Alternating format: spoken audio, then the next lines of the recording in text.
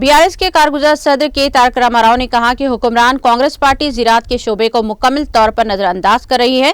कर्ज माफी न होने की वजह से कुछ और रैयतों भरोसा न मिलने की वजह से कुछ किसान खुदकुशी कर रहे हैं। केटीआर ने बरहमी का इजहार करते हुए कहा कि किसानों की सूरत हाल तशवीशनाक होने के बावजूद कांग्रेस हुकूमत ख्वाब गफलत में है।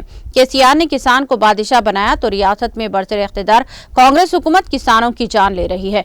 केटीआर ने ये कहते हुए आग बगोला हो गए कि किसानों के कर्ज की माफी फर्जी है और रैयतों भरोसा भी फर्जी है।